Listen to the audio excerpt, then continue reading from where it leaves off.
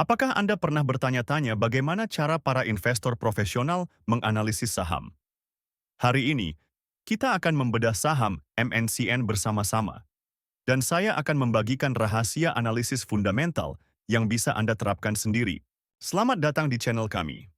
Dalam video kali ini, kita akan mempelajari cara menganalisis saham MNCN menggunakan metode analisis fundamental. Pengetahuan ini sangat penting bagi Anda yang ingin memulai perjalanan investasi saham dengan lebih percaya diri dan berdasarkan data. Sebelum kita mulai, perlu diingat bahwa video ini bertujuan untuk hiburan dan edukasi tentang analisis fundamental saham, bukan sebagai rekomendasi investasi. Pastikan Anda melakukan riset mendalam sebelum membeli saham apapun, karena data yang disajikan bisa saja tidak akurat atau sudah berubah. Mari kita mulai dengan melihat pendapatan dan laba MNCN. Pada kuartal 2 tahun 2024, MNCN mencatatkan pendapatan sebesar 7.683 miliar rupiah. Laba bersih, mereka mencapai 1.145 miliar rupiah. Jika kita bandingkan dengan tahun-tahun sebelumnya, kita bisa melihat tren yang cukup stabil, meskipun ada sedikit penurunan dibandingkan tahun 2022. Sekarang, mari kita lihat profitabilitas MNCN. Gross Profit Margin atau GPM mereka di kuartal 2 tahun 2024 adalah 46,97%.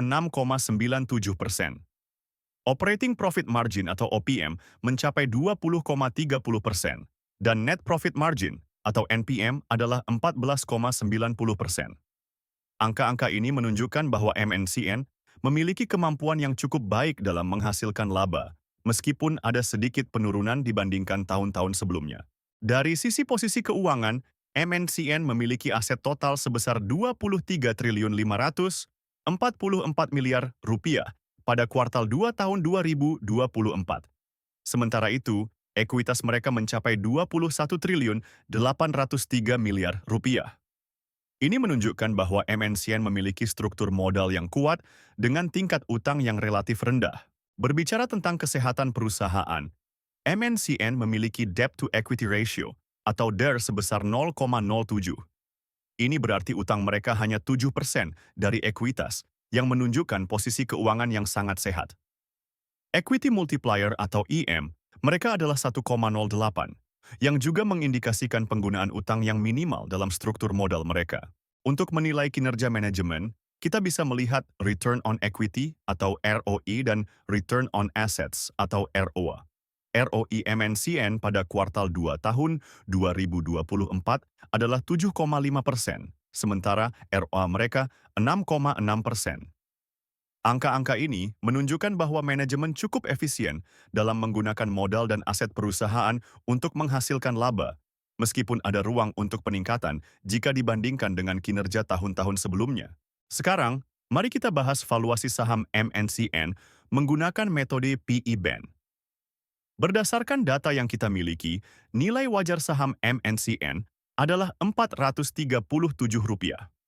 Dengan harga pasar saat ini sebesar Rp312, kita bisa menghitung margin of safety sebesar 28,75%.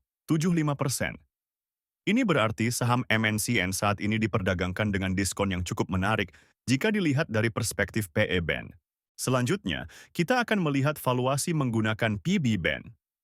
Berdasarkan metode ini, nilai wajar saham MNCN adalah Rp995. Dengan harga pasar saat ini, kita mendapatkan margin of safety yang sangat besar, yaitu 68,65%.